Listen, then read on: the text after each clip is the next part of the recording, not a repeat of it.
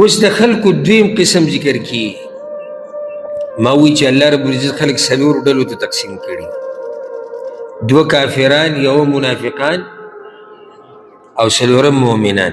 اوس د کافرانو هغه دویمه ډله ذکر کی، هغه چې نور هم ګمراه کوي، په خپله ګمراه دي او نور هم ګمراه کوي. ومن الناس او باز د خلکونه من یجادل فی الله، رسوک دی چې جګړه کوي په باره د الله کې، بغیر علم، بغیر د علمنا، ولا هدن او بغیر د هدایتنا، ولا کتاب منیر او بغیر د کتاب رڼا کوونکي نه. باز کوي په باره د الله کې بغیر د علم نه، نو سره هدایت شته، نو سره رڼا کوونکی کتاب شته. رڼا کوونکی کتاب کم یو دی؟ نه، آسمانی کتابونه. یعنی په دې خبرو سره څه دلیل نشته چې هغه الله په وحي کې بیان کړي هغه خبره. ولې یاري خپل باس کوي. ثاني عطفي، اړونکی دی اړه خپل لره، خپل سټ داسې کوږ کي، د تکبر د لاسه. دا مطلب دی که خیال م کړی دا متکبر سړی داسې په کږه سړي ته وګوري، دا نینګې د سړي نه واړی، دا مخ داسې واړی، دا یو طرف داسې کوږ کي. الله وایي دومره خو پکې تکبر دی چې حق ویني، حق بیانونکی ویني، د هغه په مخ کې دا کردار. لیضل عن سبیل الله، د دې دپاره چې ګمراه کړي خلک د لارې د الله نه. دې دویمه ډله کې او په اولنۍ ډله کې دا فرق دی چې دوی کې تکبر هم دی او خلک ګمراه کوي د لارې د الله. له فی الدنیا خزي، د لره په دنیا کې شرمندګي ده. ونذیقه یوم القیامه، او وبسکو دته په ورځ د قیامت عذاب الحریق، عذاب د اور سوځونکي. ذلك بما قدمت يداك، دا په سبب د هغه عملونو دي چې مخکې لیږلي دي لاسونو ستا. وأن الله ليس بظلام للعبيد، او یقینا الله نه دی ظلم کوونکی په بندګانو.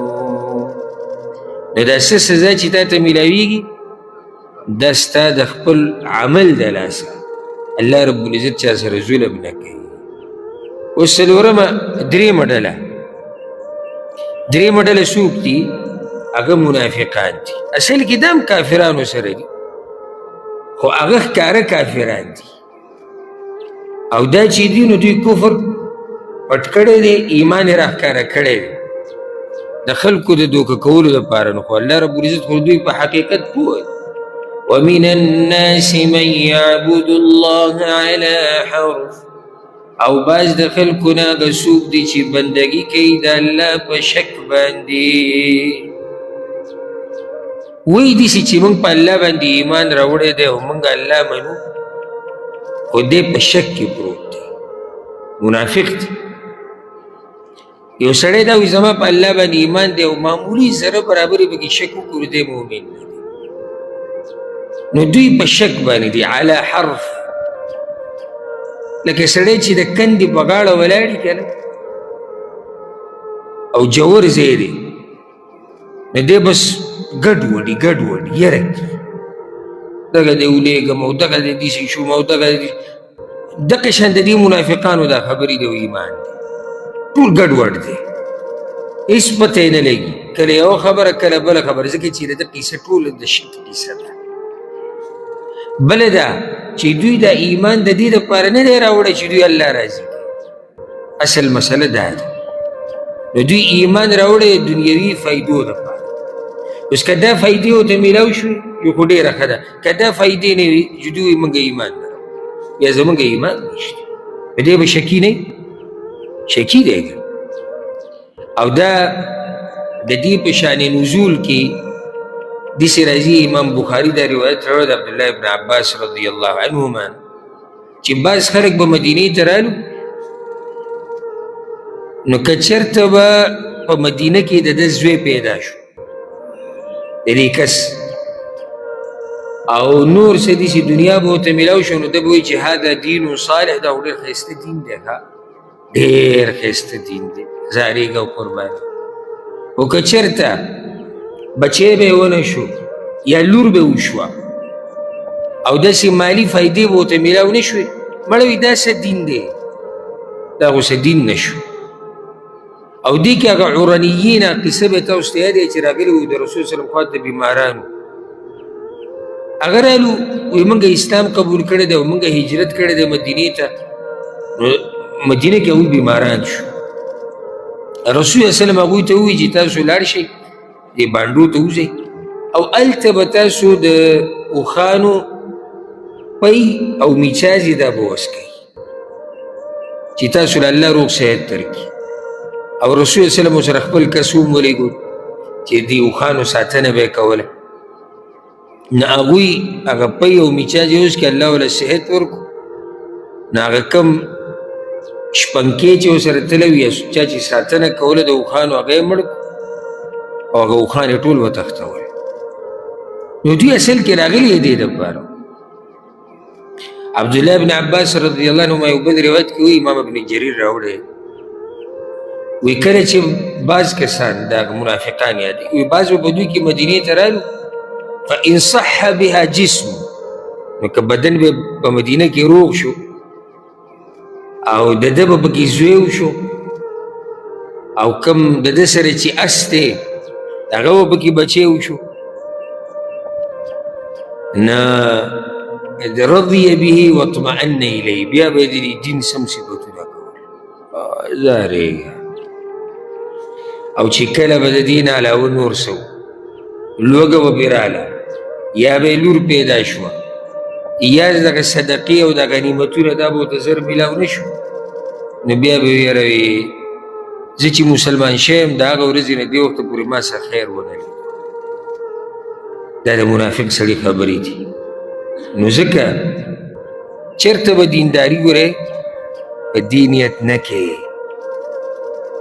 ته به په دې نیت کوې چې زه الله راضي کوم کیدی شي الله دله پراخه دنیا درکړي او کیدی شي دا لږه ډېره چې د سره ده دا دله ولاړه شي چې دنیا خو زیاده امتحانونو دي دې دپاره خو سړی نه راغلی ما تاسو ګوره کیسه کړې وه ډېره مخکینۍ خبره ده زه په یو دعوت سینټر کې وم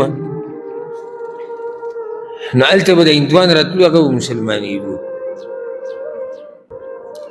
نو یو ورځ هغه دغه نه و هغه د دوی چې کوم داعي و انډین اردو ژبې والا نو هندو راغی وایي زه مسلمانېږم نو زه هلته ناست وم وایي صحیح ده که نه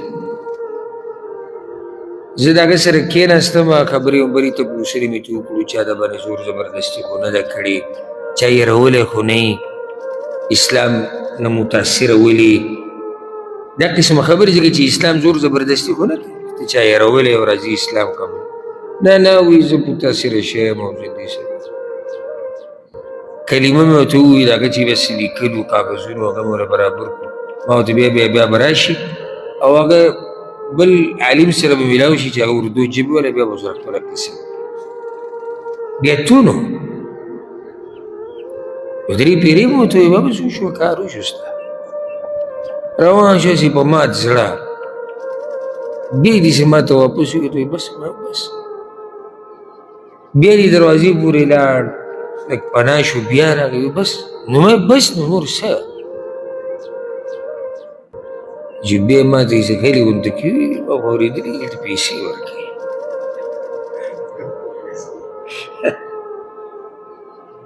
دا وایي چا وایي چې 5,000 ریاله ورکوي او دا ورکوي او دغه یاره ما دغه کیسې نه زه نه یم خبر دا به ته راشي بیا نو هغه اردو والا سره به میلاو شي نو هغه ته پته وي چې 5,000 ریاله پکې هغوی ورکوي نو زمونږ سره خو ما په پښتنو کې له هندوان داسې نه دي راغلي چې هغه هندو مسلمان شوی او ورته ولې پیسې ورکړي نو دغه کیسې نه نو هغه زه به پوه شوم چې هغه راغلی دې قیسې بیا ما وروسته د دغه نه تپوس وکړو د هغه بل عالم نه ما یې داسې کس و دی نوم و دا کاغذونه طالبان ما درکړو کس بیا راغلی وایي نه یې راغلی هغه ته پته ولګېده چې دې کې خو پیسې نشتې. د بعضو خلکو دا قیسه ته به ګورې دا سوچ نه کړي. بعض راشي ګوره ما ته وایي یاره وایي ښه مونځ اودس کوم. اوس د دې څه مطلب دی ښه مونځ اودس کوم؟ او څه راکوي نه. نو یاده که دا خبره بار بار مونږ وایو چې امتحان د الله په دوو طریقو سره د مال ډېرېدم امتحان دی، د مال کمېدو امتحان. تو په هر حال کې د الله بندګي کې د الله نه به راځي. نو ځکه الله وایي بعض خلک د الله په شک بندګي د الله کوي په شک باندې. فإن أصابه خير اطمأن به، نو که ورسېږي دته خیر کلک شي په هغې باندې مطمئن شي. یاره وایي دا دین څه دی؟ نه دا حق دی. دا حق دی ولې ځکه چې دنیوي فایده یې ولیده. وإن أصابته فتنه، او که ورسېږي د تکلیف انقلب على وجهه، واوړي په مخ خپل باندې خسر الدنيا والآخرة، تاواني کړه دنیا و آخرت. ذلك هو الخسران المبين، دا تاوان دې ښکاره. الله دې موږ وساتي دې تاوان. دنیا یې ولاړه آخرت یې ولاړه.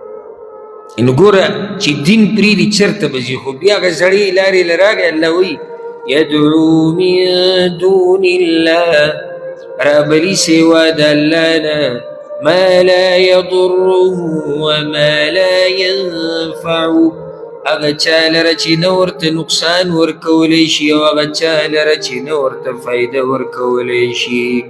ذلك هو الضلال البعید، دا ګمراهي د لرې، د حق نه ډېر لرې تللی دی، ډېر لرې. دا مطلب د البعید.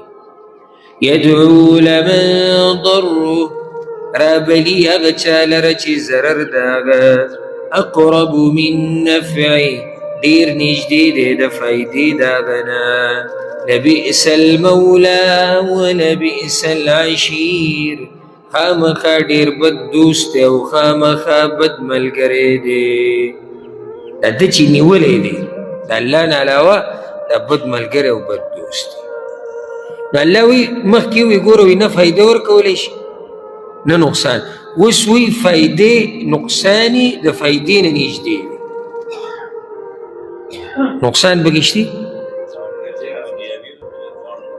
نقصان ګوره صحیح د تعالی خو داسې نقصان نشي درکولی، به تاسې تکلیف راوړي. الله نه راودله چا په لاس کې نشته. الله وایي البته دا نقصان درته جوړوي چې دا ته چې دته پروت یې او دی رابلې او د ده عبادت کې د دې د لاسه د جهنم حقدار شو. نو ګټه مټه خو پرېږده، د ګټې خو سوچ مه کوه، الټی دې پکې دا تاوان. ځکه الله وایي چې دا بد ملګری دی، دا چې ده ملګری کړی دی دا بد ملګری دی، بد دوست. اوس آخره کې هغه څلورمه ډله به ذکر کېږي. څوک دي؟ مؤمنان. ان الله يدخل الذين آمنوا، یقینا الله داخلی هغه کسان چې ایمان یې راوړی دی، وعملوا الصالحات او عملونه یې کړي دي نیک، جنات جنتونو ته تجري من تحتها الانهار، چې بهیږي به لاندې د هغې نه. ولې؟ ان الله يفعل ما يريد، یقینا الله کوي هغه څه چې ویې غواړي. الله کوي هغه څه چې ویې غواړي. الله نه څوک تپوس نشي کولی. نو بیا زه تاسو ته دا وایم چې الله کوي هغه څه چې ویې غواړي، څه چې وغواړي هغه کولی شي. نو ستا دا مسلې او ستا دا حاجتونه هم پوره کولی شي. خو چې ته ورته واپس شي، ته ورته رجوع وکړي، ته ورته وجاړې، ته فریاد وکړي.